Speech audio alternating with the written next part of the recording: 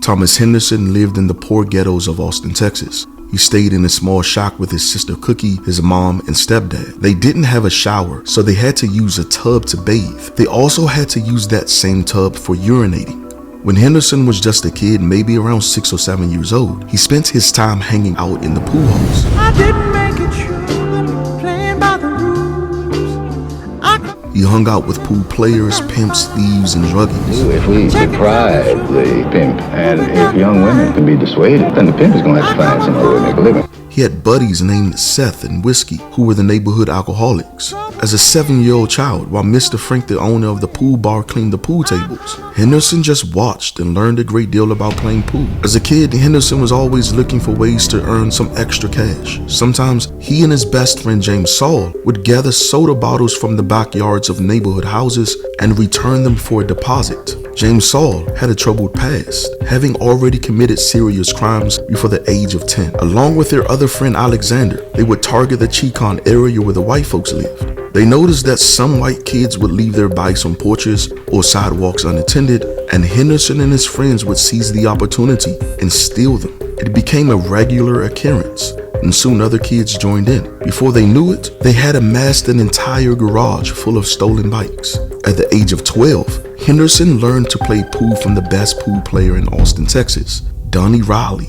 He actually got really good at it. Can you imagine a 12-year-old kid walking into a pool hall full of swindlers and gangsters and winning pool games for 25 cents each? Go on in the back. Keep in mind that the original price for a game was only 10 cents. So Henderson was charging more than double the price. That is, until his mother showed up cursing out everyone in the hall while holding a gun in her bra and a stencher cord in her hand. Crazy, right? You'd think Henderson didn't have a family, but he actually did. Despite being poor, they never missed a meal and always ate dinner together at the dinner table before Henderson went off to hustle at the pool hall. They didn't move around a lot and didn't have the most stable living conditions, but at least he always had a roof over his head. His mother worked as a maid in the Capitol building, while his stepfather, Mr. Rivers, worked at a nearby gas station for 27 years. He would take Henderson with him to work. Henderson would eventually get paid for helping out around the shop. Henderson didn't like staying home because his stepfather was a drunk. His mother and father both drank, especially on weekends. When they got drunk, that's when the fighting started. But nothing could prepare a 12-year-old for what he witnessed on a spring night in Austin, Texas in 1965. One night, Henderson woke up to the sounds of fighting and screaming. It was his stepfather punching his mother in the face with his fist. Cuts, bruises, and blood were everywhere. After he had violently beaten her, she had had enough and told him to leave. She had done this before, but this time she meant it. He left just like she told him to, but a few minutes later, he came back. But this time, Henderson's mother was waiting with a .22 rifle. "Don't take another step," she said. He took another step and she blew him away right in front of a 12-year-old Thomas Henderson. His stepfather didn't die, nor did he press charges. Ironically, they stayed together for another decade.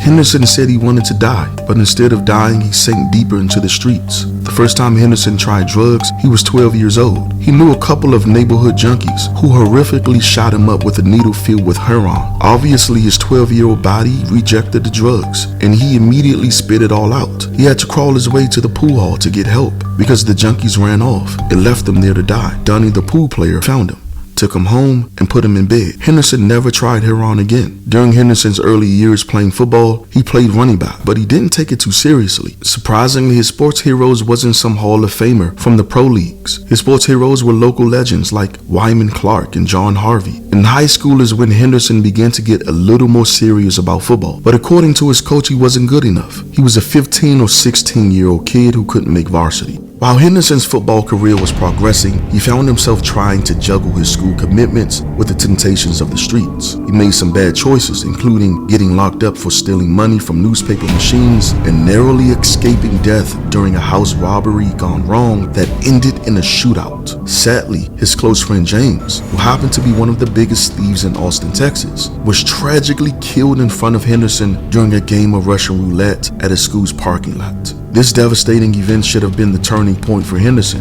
but it wasn't. He ended up setting up illegal gambling games in alleyways, following the footsteps of the crap dealers he observed when he was younger. Come on, kid, give me my cigarettes.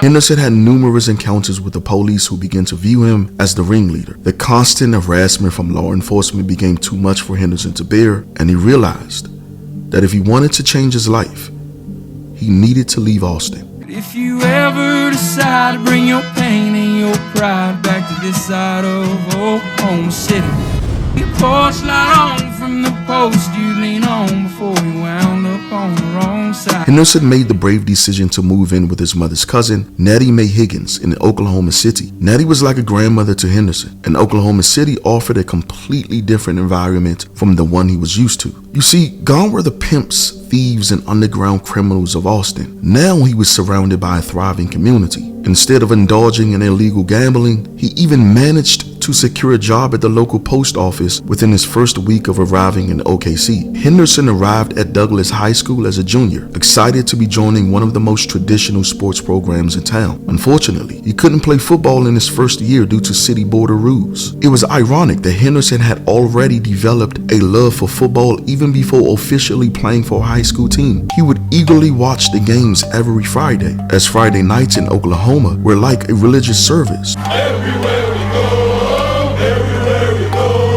people wanna know. With the entire city shutting down, Henderson even filmed the games with his wielding teacher. During that summer, Henderson experienced a great spurt, gaining an extra 2 inches in height. He started his senior year standing at 6'2" feet tall and weighing 195 pounds. Initially, Henderson played as a running back, but later decided to switch to defense. He fell in love with the idea of hitting the quarterback and became a force to be reckoned with as a defensive end. In fact, Henderson's skills were so outstanding that he earned accolades such as All-City, All-District, and Honorable Mention All-State. He became a local phenomenon, with his name in all the newspapers around town. Henderson truly believed in his own abilities and began boasting about them in the newspapers, as if he were a Hollywood star in the making. Henderson started bragging about maybe going to college and playing football professionally. What's funny is that just a few months ago, he didn't even consider going to college. Nobody did. Henderson became an overnight sensation. He sent his transcripts to colleges, but was devastated when every one of them rejected him.